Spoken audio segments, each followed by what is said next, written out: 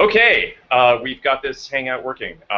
So this is Don Blair, and we also have Jeff Walker here, and we are going to dive in very briefly into a process for generating public lab research notes that we've gotten excited about, and we think it has a couple of advantages for particularly complex research notes. Um, and actually for a publishing workflow in general. Um, so yeah, Jeff, you wanna share your screen and show us the workflow that you've sort of developed here. Yep. All right. So Don and I are working on the Riffle project, and which is a low-cost open source hardware water quality sensor. And we're starting to collect data with this sensor now, and so we wanted a way that we could analyze the data and then publish these analyses online. And I personally like to use R and RStudio. It has a really nice integrated literate programming kind of functionality through a package called Knitter, and also a newer one called R Markdown. But basically, what it lets you do is it lets you write documents that are a combination of text. So I have a little description here. And so what we're seeing right now is a typical RStudio window. Right. So this is RStudio, and you can write regular R scripts, but you can also write these what are called R Markdown files. And so it's got a little bit of metadata, title, author, date, and so this is a document I've already written. So this is basically, I've collected the data, I brought it back, I've analyzed it, I've written up a summary, and what the R Markdown document lets you do is kind of have these little chunks of code. So this is a chunk right here that just loads some libraries. So I can just run that chunk. They run current chunk, and you see it kind of spit out some stuff down here at the console. And then the next chunk, I can load the GPS data, so I can run that. And what I'm seeing there, where it says, where it had hashtag libraries, or hashtag GPS data, that's a Markdown title that you wrote, as you would write down Markdown in a public lab research note. Yeah, that's just right. And the reason for that highlighting in the gray is that you have those three little what are they called? Like a apostrophe-like symbol. Yeah, backticks. Backticks. Yeah. Oh God, that sounds horrible. And those are that indicates I'm about to be writing a bunch of code. Yep, exactly. Okay. So this little block, you can see it reads a CSV file. So I've got a little data folder. And this is the file that came directly off of an Arduino with the GPS shield. Okay. And then, so this is logging my location. And this is the logger.csv file is what the riffle generated. So this is raw data taken directly from a riffle. Okay. And both of them have sort of the format of timestamp and then data, comma, data, comma, data, or like these different columns. Okay. Yeah. And so, yeah, just for a little context, this this document summarizes an analysis where I took a riffle out in my kayak to the river behind my house, which you saw behind me a minute ago, and just kind of dropped it down into the water just to see if I could measure a change in temperature with depth. Because sometimes water will stratify, and you'll have colder water closer to the sediment and warmer water on top. And so I wanted to just see if we could use the riffle to do that, and then I had this GPS logger so that I could log my location. Okay.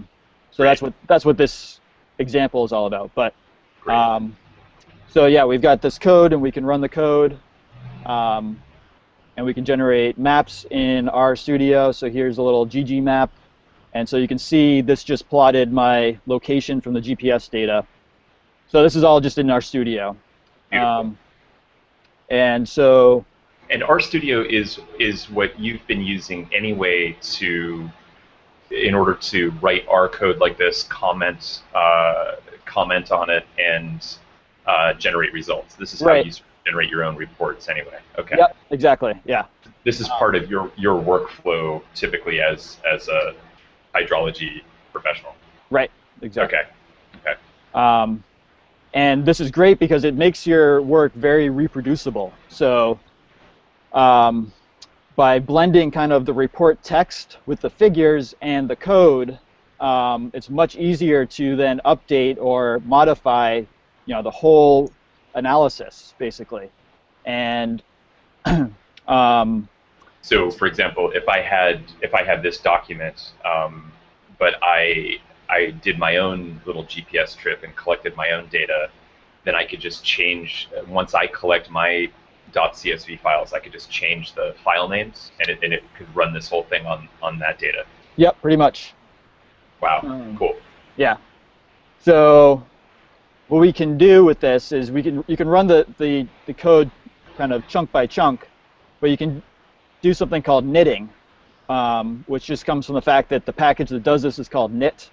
But basically what it does is it converts our Markdown file first into a regular Markdown file and then into an HTML file. So I'll show you what that looks like. If I just hit knit, you can see it's running all the code blocks right now, and it's taking the output from each block and then inserting it as text into the Markdown document or a figure. And the end result is a nice HTML page where you can see both the code.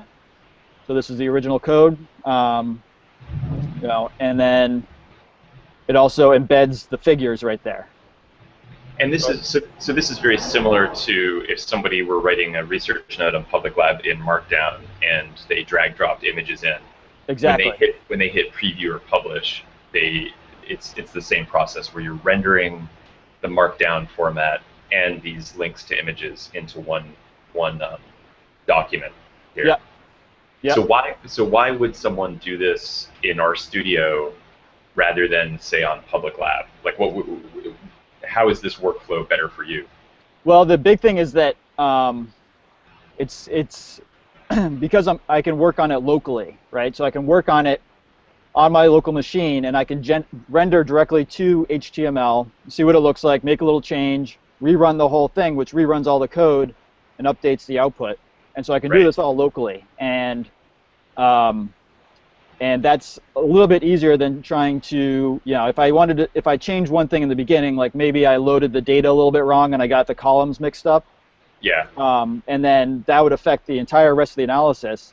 If I had to fix that on a Public Lab note, kind of doing it manually, then I would have to go through and delete the images and drop in the new images, each individual figure, and all the output and everything. But here I just change the code and rerun it, and it regenerates everything automatically with one click. Gotcha. So that's kind of the big benefit. And so this knit package does two things actually. So I think I mentioned we have the RMD file, but the first thing it does is it converts the RMD to a regular Markdown. And so this is what this is kind of like the first step in the knitting process. And so this is regular Markdown, which we have tried to just put directly into Public Lab, but there are a few issues with doing that. In particular, the syntax highlighting doesn't come out quite right, and also some of the output, and you still have to deal with the figure. So you can see here I've got one of my figures, and it's kind of got a relative path to a PNG file that it generated locally. So it's a little tricky just to copy and paste this Markdown into Public Lab. So we wanted to try to find a more automatic way of doing this. Yeah, and one of the things I'm excited about here is that initially we were thinking, okay, maybe we propose these different formats, rendering these different formats or Markdown styles as things that could be incorporated into the Public Lab platform. Right. But that could lead to all sorts of madness because you'd have many different formats. People have their own special way of formatting their own local data, and that would mean that Public Lab's rendering engine would need to accommodate all of those different styles. So the overview of what we're doing here is that we're following a process where we're going to generate, using our own process, HTML, which then gets embedded in a public lab research note. So public labs infrastructure doesn't need to worry about the details of what we're doing. Right. And Okay. so to do this also, we're going to be using Git or GitHub or both. And Yes. that was another thing that I like to keep all of my analyses under version control. And so I've been using GitHub a lot to do that. And it's a little bit trickier to do it with the public lab site. And so we figured out a way of basically generating these analyses in RStudio, hosting them on GitHub, and then embedding them in public lab.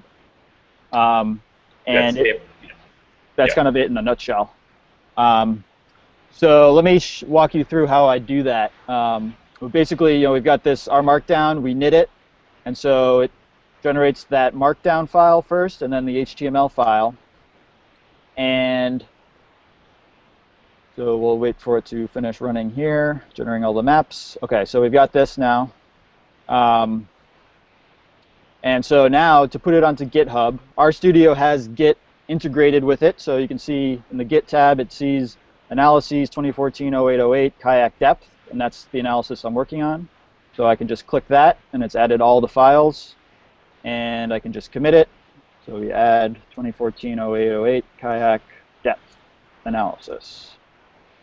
Commit. And so now this analysis and all the output, everything, the source code and the output is stored in my repo. And I can push that to GitHub, just clicking push. So you've got a local copy of the data. You've got this now pushing online to GitHub. Yep. And so now, yeah, perfect. Okay. So now if we go to my GitHub repo, which is called Riffle Ito Apps, we've got an analyses folder, and we've just added this kayak depth, and so we see the same files here. And so the first... And what do we see? We see index.md, which is the regular Markdown file, right? Which more or less is formatting that you could copy paste into a public lab research note and be rendered as Markdown. Okay. Yep. So you got the RMD, which is the original source code. This is what I was writing in. Yep. So and then that gets compiled to index.markdown. Yep. And one of the cool things, so the first thing we were doing was just using this to share notes. Because GitHub will render Markdown documents automatically. So we can actually see, just based on the Markdown document, not even the HTML one, we can see the output pretty well. Right, very good. Okay. So this was the original way I was sharing these with Don. But the problem is that we want to be able to integrate this into Public Lab so that we can be more part of the community, and it's not just all on GitHub. Right. And so we played around with a few different ways to do that, and ended up figuring out that we could use GitHub Pages to first host the HTML file, because if we go to the HTML file, GitHub won't render that directly. But GitHub now has this thing called GitHub Pages, where you can basically host your own website on GitHub. And every repository can have its own website. And so all I'm doing is I'm going to take that HTML file that was generated in RStudio, put that into GitHub Pages, and then I'm going to embed that into Public Lab. Fantastic. So to do that, we'll just go to the command line, and this is a little bit the scary part. And I think all I have to do is check out my GitHub Pages branch. So I'm in the folder where those analyses are. I'm on GitHub Pages, and I believe I just rebase on master. I think what that does is it will just synchronize the master branch with the GitHub Pages. And we'll write up more about this in a note to explain what's going on here. Unfortunately, I have a merge conflict, so I'm going to fix that really quick.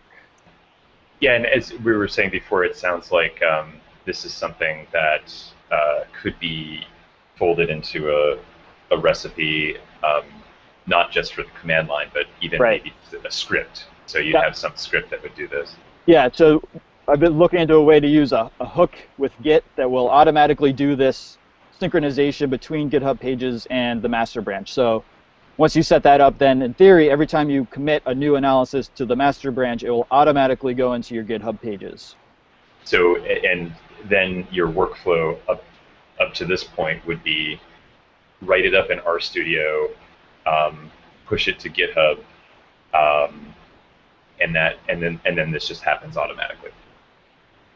Right. Exactly. So I think I've just added it to. Oh.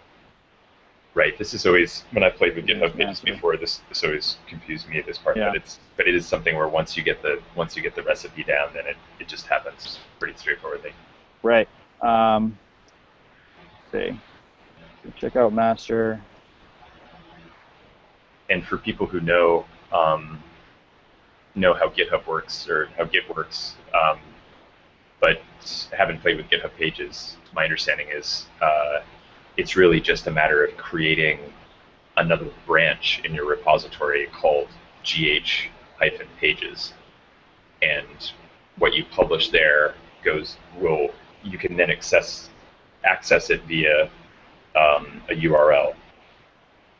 Right. It's like your GitHub username dot the name of the repo dot io or something like that. Yep. Okay. Okay. Well, it's not working, so we're going to use a different one as an example that's already up there. Yeah, no problem. No problem. Right. So on if I go to my GitHub branch or GitHub Pages branch. Yeah. And that's failing, but that's okay. It's always the way with demos. Always the way. Right. All right. So the master branch has that kayak depth one in there. Yep. If I switch to GitHub Pages, it's not in there right now. We got to figure out how to get it in there. But let's just say we were doing this one all along. So let's say we were doing this 2014-08-07 kayak deployment, which was just the same process. You've got the index RMD, same thing. Yep. But now it's in our GitHub Pages, and that means that we can go to the special URL for this repo, which is my username.github.io/the repo name, and then /the path. And the directory path within that repo, right? Okay. Yeah. So you can see we're in Rifflito apps, analyses, date, index.html. So that's how you get there through GitHub Pages. So now we see the output. And this is actually a better example because I've embedded not just figures from RStudio, but also I can embed photos and videos. So I made a little video of what was going on when I was out on the river and what it looked like when I was dragging this thing behind my kayak. So that's the riffle in there right there. Beautiful. So anyway, now we've got the analysis. So now how are we going to get this into Public Lab? And we figured out a pretty simple way to do it, which is just to create a new note, and we'll just call this the kayak deployment on 8/7/2014, and delete all that. Now, the way we do this is with an iframe tag. So here I've got kind of a little snippet that I'll just copy over so I didn't have to write it all out. But we can create a regular note in Markdown. So I'm going to have a link at the top to the GitHub repo, which is now not this one, but this one. And that link at the top is really just so that people know how to get back to the GitHub repo if they want to. But right. Okay, very good. Because part of that is that if they can get to that repo, they can then download the original code and the original data too, which is also in the repo. Very nice. So this is all totally open now. Right. Whereas, with typical research notes on Public Lab, you don't always have a link back to the data somebody used to generate a figure or anything. Right. But here you've got links back to the original data and the R Markdown document, so somebody else could clone that repo and recreate the whole analysis themselves. And the idea being that not only recreate it, but then expand on it and modify it. So there's a lot of more flexibility that way. Right. Wait. So like somebody could certainly link to whatever data they have stored anywhere, like when they're typically doing a research note, and that might be the standard mode. But this just makes that so much easier because you go back to the repo and fork it, and you've got everything. Yep. Yep. So we can also add, just as an example, we could add a little abstract at the top to it. And so this is all going to be stored in the public lab system. And then we just create an iframe, which is a special standard HTML tag that will basically embed another page within a page.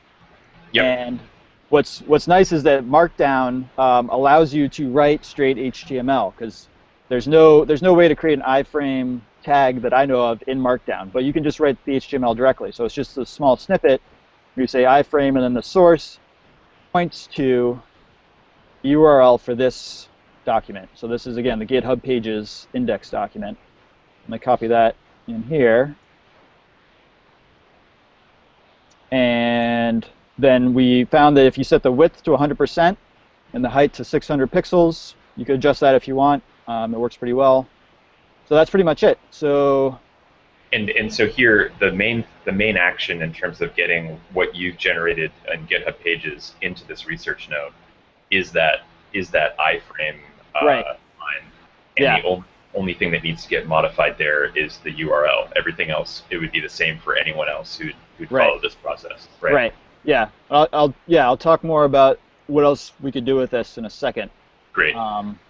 But so we've got a title, we've got the note, which has an embedded iframe, which has the analysis in it. And then we also we can add tags, so I'll add a riffle tag, and I'll hit publish. And it wants me to add an image, but I'm not going to do that right now, so I hit publish again. And if we cross our fingers, ta-da, so now this is now our note, and we've got the title up here, we've got a link to our repo here, we've got our abstract, and then we have the analysis right here. And this is an embedded document within the note. Beautiful, beautiful. And so, this way we can contribute these analyses that are under version control, generated by our Markdown, our studio, and now it's part of the community with tagging and comments. And if you were to edit that all of this material locally yourself, and then you push it to GitHub Pages again, the research note will be the most recent version of that. It will update automatically. Right, because when I've been doing these ones for Riffle, I kind of do like a really quick analysis first, as soon as I get the data back, because I'm so excited to see what I got.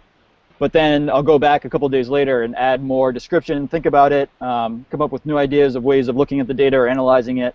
And so this way, by having this page on GitHub, it's very easy for me to go into RStudio, and I can add more. No,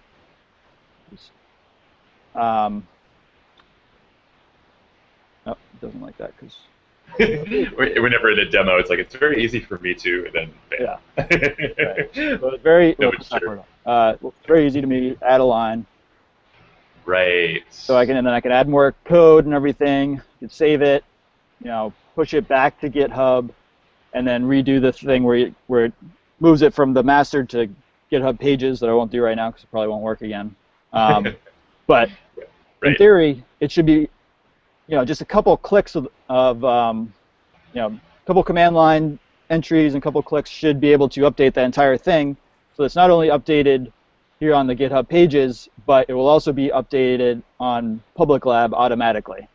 And that seemed like a pretty nice feature to have. Oh, that's fantastic. And I was just noticing in our studio, when you add that metadata to the top, it looks like it automatically puts a date stamp on the output. So it's kind of neat that you would have in your Public Lab research note, there's a date associated with when you created the research note. But then as you update your GitHub repo, it would keep giving you the, this material was most recently updated on such and such time. Right. Such and such date. Is that right? Yeah. Yeah. So if you edited this on, Great. Yeah, this date won't update automatically, but you could just have a little snippet of our code built into it that does, print a date stamp whenever you compile the document, so it'll always be updated. That's usually what I'll do. Last updated on such and such, right. So this gives us a couple things. We have syntax highlighting, which is not currently really built into Public Lab system. Right. All the images in this actually our studio does something pretty cool where it converts these images into base64 and actually embeds that base64 code into the HTML document. So there's no external files or figures or anything. All of the figure data is actually in the HTML document, which is something that's really cool and kind of new. But it solves a big problem of keeping track of all your figures and photos and everything. That's fantastic. So it's just as long as it's pointing to this document. So if at some point Public Lab was set up, they wanted to suck this material into the Public Lab database, they would just need to refer to this URL, and it would allow them to download pretty much all of the data that's embedded in this iframe. Right. Yeah. Okay. That's great. They could do that. And the other really nice thing that is not in this example, but let me show you another one. So this is where we. Oh, now it's gone. Oh man. Dang. Oh wait, I can fix this. Because this is also a really nice feature that's. Let's see. I go to analyses. This is where you'd. Yeah. So I want this one. 17.5. Ideally, we'll come up with some kind of indexing system for these things. And I'll just say as an aside that so we're imagining this as a sort of nice workflow for folks who are writing elaborate research notes that have a lot of like dependent images and data, and you're running R code. Or you could be doing this in Python with the equivalent of RStudio in Python. Yeah, so that's the IPython notebook. I think could generate. You could have a very similar workflow with the IPython notebook. Okay, and then you could even just have a local Markdown editor on your laptop that is doing the same thing, and you're not even running code internally. You're just writing a really elaborate research note with images, say. Yep. And you publish that to GitHub Pages, and you bring it in this way. But this is a parallel option. It's not like this is the way you'd write any given research note. You can always just you could always just follow the standard Public Lab procedure for creating a research note. Right. Yeah. Right. Exactly. So this was the other really nice thing about doing it this way is that we can now embed equations, which currently are not supported on Public Lab because it doesn't have the MathJax library built into it. So, which would be an easy addition if they wanted to do that. But with this way, because this iframe actually loads MathJax into it, it can do all of the rendering. So these equations are written. We go back to the source. I can show you what it looks like. You write it in LaTeX style, like this. Yeah. Could you show us, an example of an equation that then gets rendered? So that okay. Let's look at this this first equation right there is written in what's kind of become the standard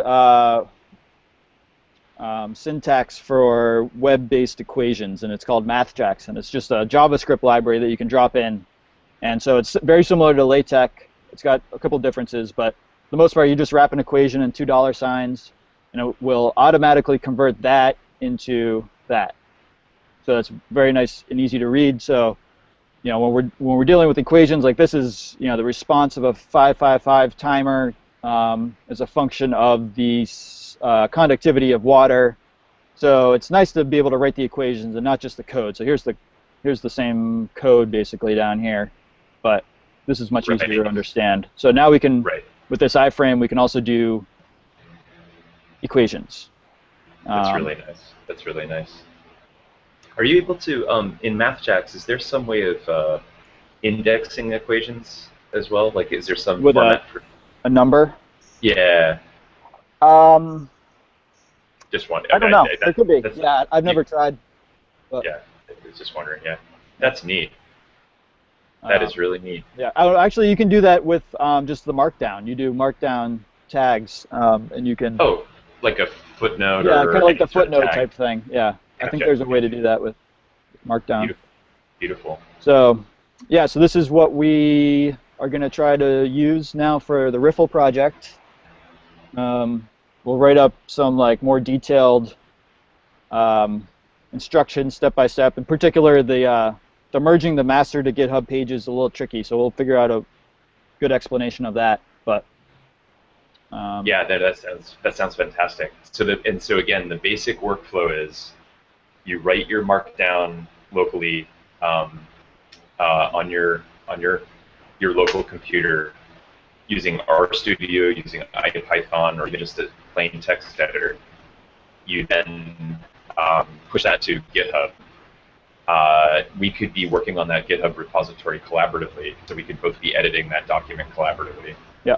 Then we make a decision to publish that to GitHub Pages, which involves some command line stuff, or maybe we have a script down the line that makes that real simple.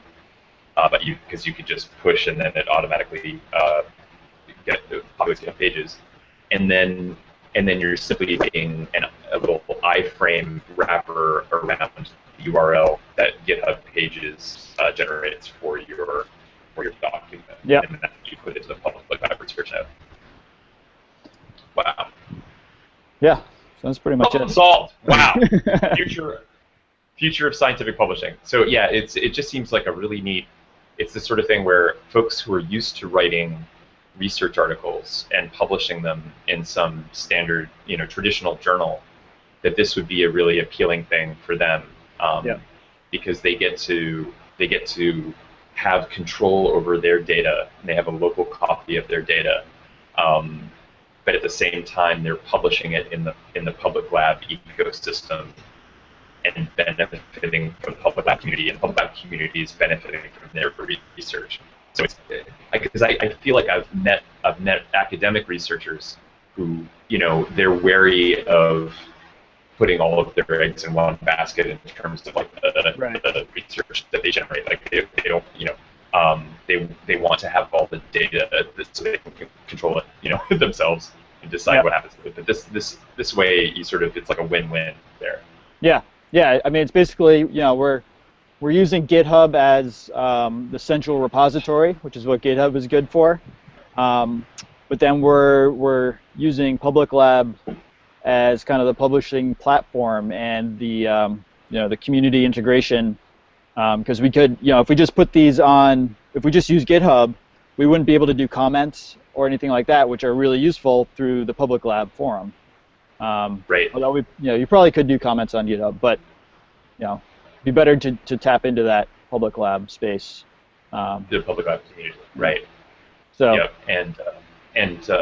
Right, and you can also do things collaboratively on GitHub in a way that's really it's been optimized for that kind of collaborative editing. You can do version control, so you keep track of previous versions of what you've done. That's really nice. That's really nice. And the syntax is not so. There's R Markdown, but that's not so different from regular Markdown. It's just there are a couple of tweaks associated with R. Well, it's Markdown. It just has R code, those chunks of R code embedded in it. That's what R Markdown is. So when you write the text and everything, the Markdown syntax is the same. It's just you put R code that's going to be executed and used to generate the output and the figures. I see. So, yeah. Solve that problem. Done. Yeah. So I mean, the only downside is that the analyses themselves will not be searchable through Public Lab. Right. So, but the titles, and if we put an abstract before that iframe that had some of the keywords in it, like riffle and water quality and conductivity, if that goes into kind of outside the iframe tag, then that will be searchable. And also the tags, obviously, for the notes will be searchable. That makes sense. So it's just like you would with the regular publication. You're writing an abstract to help people find your material. You're using keywords, and in this case, tags within that system that allow people to navigate to your material. So it seems like that works really well. Yep. We'll see. It's really nice.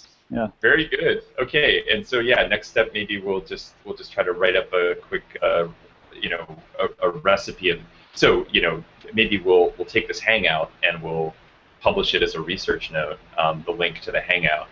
And similarly, we can, maybe this would even be an example of the process. We could do this in GitHub Pages, and then we can continue to refine the recipe for this process in that following the process itself would be very meta. Yeah. Wonderful. Yeah. Okay. Wow. Well done. And all done in a beautiful setting. Look at this. It's my office. What can I say? Yeah. Okay. Very good. Well done, sir. Thank you. All right. We'll try to post this directly. Very good. Yep. Okay. And yeah, great. Thank you. All right. See ya. See you. Take care.